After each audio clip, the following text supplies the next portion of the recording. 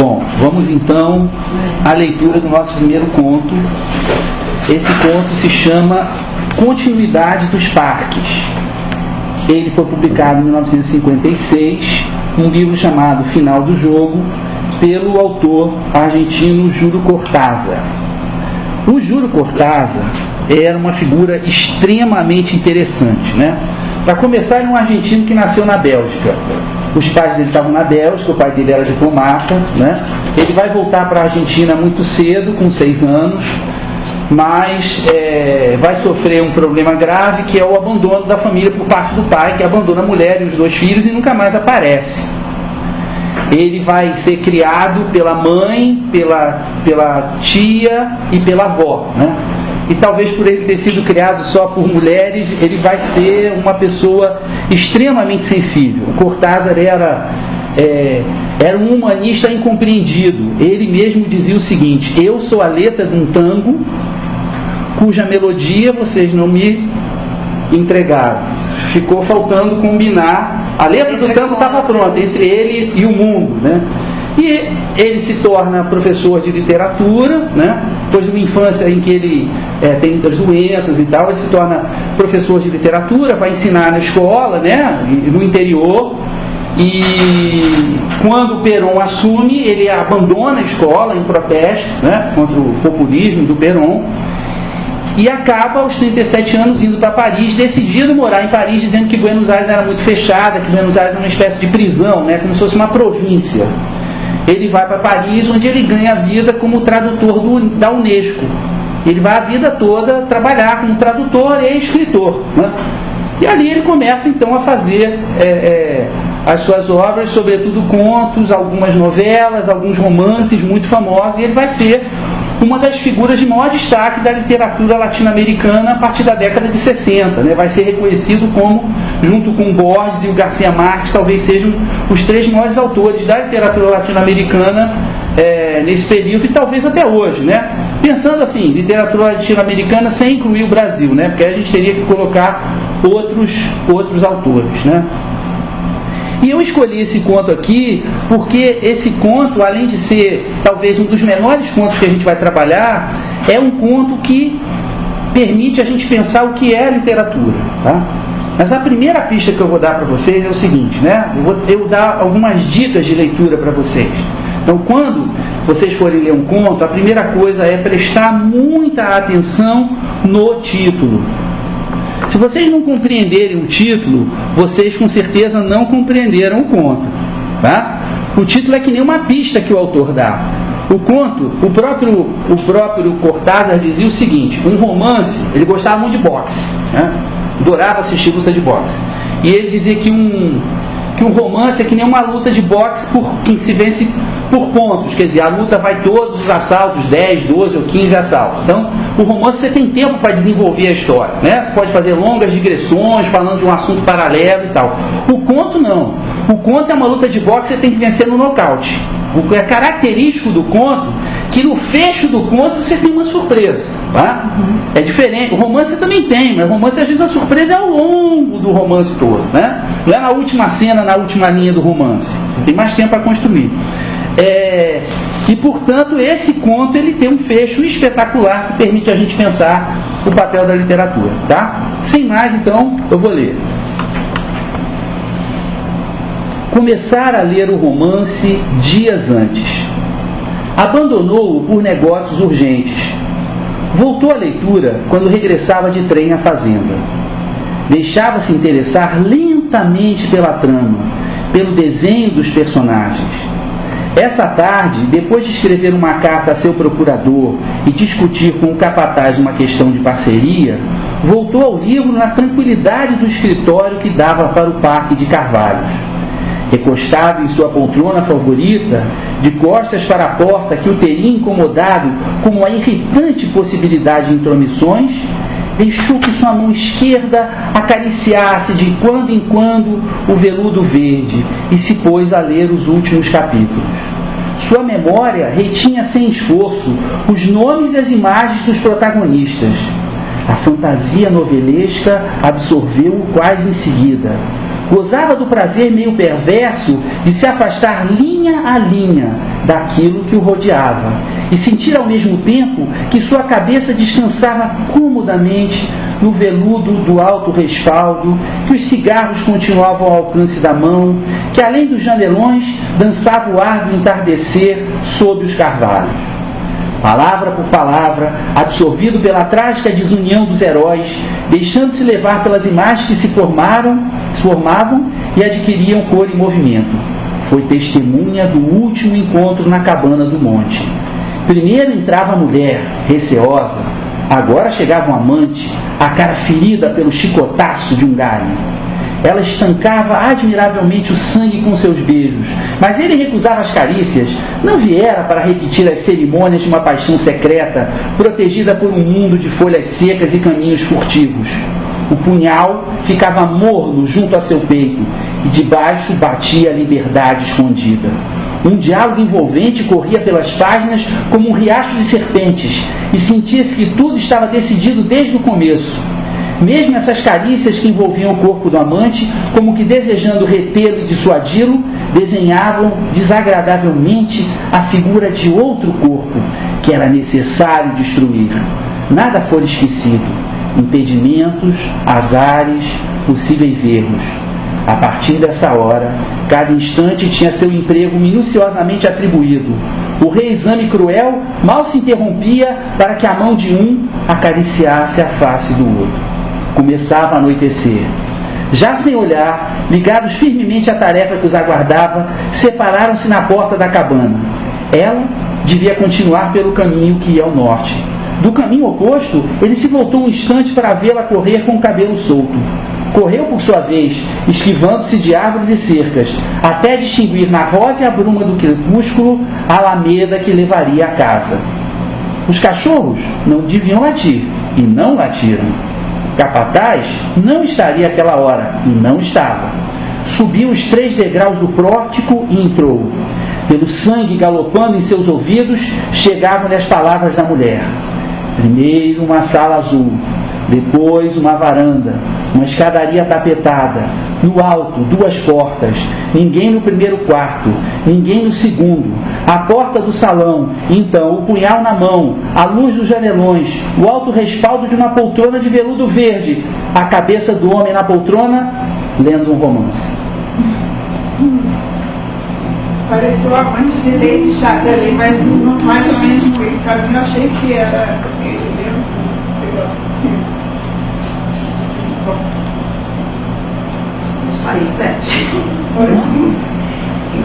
Vocês sentiram a punhalada? E quem toma a punhalada somos nós, leitores, não é? E aí a gente volta. Lembra-se que eu falei do título. Por que o título é Continuidade dos Parques?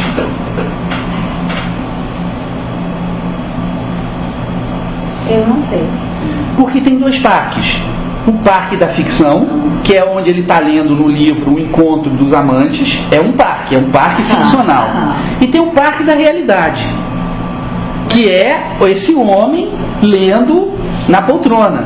E que na verdade é ficção também, que nós é que estamos lendo que o homem está sentado na poltrona. Se eu for ver, é uma caixa dentro de uma caixa. O parque seria a casa, a descrição da poltrona, toda essa... Sim, não, tem um parque real, né? Digamos, existe esse homem. Tem um parque real que é o parque real que existe. E tem um parque que ele está lendo no livro, que na verdade é como se fosse ficção e realidade. Nós estamos assistindo a 2 parques. O parque. Mas há uma o homem e o parque do homem. Mas há uma continuidade entre eles. Por quê? O que ele está dizendo? Ele está dizendo que não há descontinuidade entre ficção e realidade, tá? A palavra ficção, ela vem do latim fictio, que significa uma coisa que foi criada, inventada. Não significa uma coisa falsa. É uma coisa que é criada. Esse conto, ele foi criado. Ele não é falso, ele é verdadeiro. Ele existe enquanto conto. Ele existe enquanto literatura. Enquanto uma realidade de outra natureza. É um outro parque. Mas é um parque contínuo ao parque nosso aqui, na nossa realidade. Por quê? E aí tem a imagem. O amante não dá uma punhalada no leitor? Que na verdade era o marido, né? O amante não dá apunhalada. Essa apunhalada é a apunhalada que a literatura dá na gente. É o impacto que o texto literário tem na gente. A Regina falou, impactante, ela sentiu apunhalada. Porque em que posição que a gente se coloca? A não ser que a gente esteja num momento muito especial, a gente não se coloca na posição dos amantes, né? Muito mais com o propósito de assassinar alguém. A gente se coloca na posição tranquila de quem está na poltrona de veludo verde, que é o grande gancho para ligar os dois parques, é a poltrona de veludo verde, né? A poltrona de veludo verde lá, alisando, né?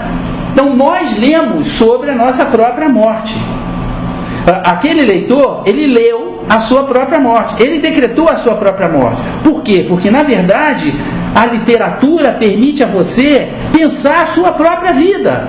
Ela está entrelaçada com a sua vida. Esse conto é muito simbólico, né? Ela se mistura. É não ver a literatura como uma coisa distanciada, porque a literatura ela é proveniente. O próprio Cortázar, ele dizia que a maior parte dos contos dele eles tinham surgido logo depois dele sonhar ou dele ter um pesadelo. Ele dizia o seguinte: a maior parte dos meus contos nasceu de meus sonhos e pesadelos. Todos eles foram escritos imediatamente depois, numa espécie de segundo estado onírico, já meio num transe ainda do sonho. Sou dominado pelo estado geral do conto, sem saber de fato o que vai se passar. Escrevo para me curar de uma espécie de obsessão. É como se ele penetrasse nesse outro parque, que é o parque da literatura, sem saber onde é o norte e onde é o sul, porque ele veio do parque da realidade. Então esse conto aqui é um conto que ele dá a noção, né, da capacidade que o texto literário tem de mexer com a gente, porque na verdade ele só mexe porque os elementos com que ele está trabalhando aqui são os elementos da realidade. A paixão, a traição, a vingança, não é? Até o prazer da leitura é uma coisa que existe na realidade. Então eu resolvi abrir com esse conto, porque é um conto que, digamos assim, ele dá a bênção para o início do nosso curso, né? Para o início do nosso clube. Até o suave toque no veludo verde, né? Até o suave toque. Eu me sentei na cadeira, né? A gente se senta. Na verdade, aqui também tem uma espécie de descrição, né, de etnografia do ato da leitura. Do que significa o ato da leitura? Aí a gente tem uma contradição, porque o ato da leitura, por um lado, ele significa se transportar para uma outra realidade. Mas esse transporte para uma outra realidade, ele na verdade não faz com que você se isole da realidade. Porque os elementos que permitem a você se transportar são os elementos da realidade ficcionalizados, ou seja, construídos, trabalhados para te sensibilizar. Usando um outro autor, que não é autor de ficção, mas um teórico, talvez o maior teórico literário que infelizmente faleceu, né? Mas vai ser eterno pelos seus escritos e pelas suas posições, o Antônio Cândido, ele dizia o seguinte: o que a literatura faz? Né? O que a literatura faz? Ele dizia: a literatura, ela deforma a realidade. Tá? Ela não, uma boa literatura nunca é descrição da realidade. Isso aqui não pode existir na realidade, né? A gente não pode estar lendo um livro e ser apunhalado pelo personagem. Isso não acontece na realidade, né? Mas então tem uma deformação da realidade aqui, né? Tem uma liberdade literária para ele criar isso. Tudo bem. Agora, para que se faz essa deformação da realidade? Como a gente viu aqui, essa ficção dele, essa coisa inventada por ele, criada, construída por ele, permitiu, em uma página, discutir a literatura e a relação entre literatura e realidade. Portanto, né, a deformação que a literatura faz da realidade é para melhor debater a realidade.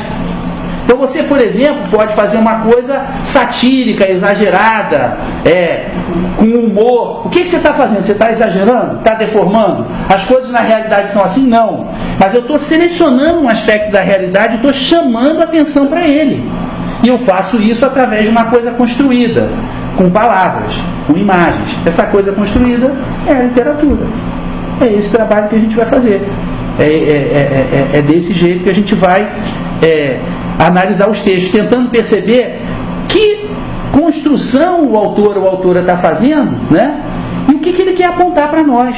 Não é que existe uma mensagem fechada, existem várias possibilidades de interpretação desse texto aqui, né? A gente falou de algumas aqui, mas a gente poderia continuar, né? Pensando em várias. Tem a contraposição, por exemplo, entre a seriedade da vida, os assuntos, as responsabilidades. Ele falou com o capataz, né? Escreveu com o procurador. E aí só quando ele terminou do quê? De tratar daqueles assuntos da realidade mais brava, mais hard, é que ele pôde se dedicar à literatura. Ele fica de costas. Da leitura aqui. Ele escreve isso. Ele fica de costas para a janela, porque ele não quer nem ver nada que está aparecendo lá fora. Ele quer se isolar do mundo, e é isso que permite que o sujeito venha por trás dele e dê uma apunhalada, né? Inclusive, porque ele não vê o sujeito chegando, né? Portanto, esse conto, esse breve conto, ele é uma metáfora aí da literatura. Eu acho que pode servir de guia para a gente trabalhar. Agora eu queria a pontuação de vocês em relação ao conto. Vou pedir aí, eu sei que é estranho, mas de 1 a 10. Nota. Para saber o gosto de cada um. Vamos lá, Regina. Ele é 10. Tá bom, tudo bem. Pra mim também foi 10. Eu caixaria do Nato, assim, tão Tá bom. gordinha e tão instigante. Mônica. 8. Vamos lá. 10, tá bom. E pra mim também é 10. Ciane. Olha, eu vou te dizer uma coisa, sinceramente. Eu vivia muito pouco tempo uma coisa super intensa que envolvia uma poltrona de veludo verde. Eu tenho fixação. Então, delirei nesse negócio. Eu soltei, eu não ouvi, não li, só fiquei nesse negócio da mão. Eu também, eu até Essa poltrona, eu fiquei doida pra ter uma. Eu falei, olha, gente, eu não me sentei na poltrona. Eu estive dentro dele, sentindo ele passar a mão. Não, mas ele faz de propósito, porque assim, todo leitor, na hora que ele pega um livro, ele antes estava fazendo alguma coisa prática. Estava lavando louça, estava cozinhando, estava preparando aula, estava no consultório de dentista, atendendo alguém. Então ele vem normalmente de uma coisa prática, que nem o sujeito daqui da poltrona verde. Aí ele prepara, né? Ele lixadas, preocupante, cheio de responsabilidade. Aí ele se senta, ele inclusive estava em abstinência. Ele tinha abandonado o romance dias antes, mas abandonou por negócios urgentes. Então é assim, a vida real se impôs sobre a ficção, claro. Ele propositalmente, né? Ele propositalmente faz o leitor sentar na poltrona, faz a leitora sentar na poltrona, faz ele se acomodar. Aí ele dá um negócio fantástico. Um casal de amantes no bosque, um punhal morno junto ao peito, ele se preparando para matar o marido, não sei o quê. Não é? Aí, só que a mensagem dele, ela volta e morde o próprio rabo assim: olha só, tudo isso tem a ver com você, tem a ver com a vida. Literatura não está fora da vida, tá? Ela não está fora da vida. Ela tem um mecanismo, né, próprio, mas ela é uma coisa inventada. Ela é parte da nossa realidade. Porque ela, inclusive, ela expande a nossa possibilidade de entendimento da natureza humana. Portanto, a literatura não está fora. Há uma ilusão, né, de que a gente está se aliando, mas na verdade a gente está mergulhando na realidade de uma outra forma. Que ele falou, um segundo estado onírico, né? É mais ou menos isso que é a literatura. Eu mergulhei num outro parque. Pois é, não, ainda tem isso. Claro que cada um vai ser atingido de uma forma, né? Bom, então eu acho que esse Cortázar funcionou. Vamos lá. Vamos? Tá bom.